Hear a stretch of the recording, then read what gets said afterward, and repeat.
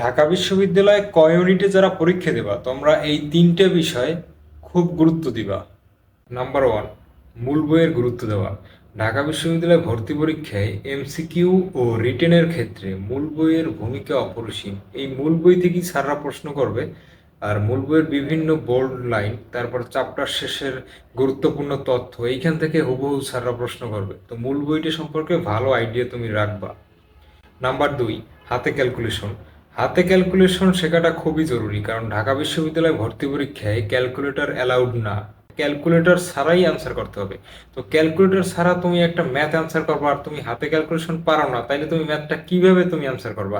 তো ওই ম্যাথটা পারার জন্য তোমারে কিন্তু অবশ্যই হাতে ক্যালকুলেশন শিখতে হবে।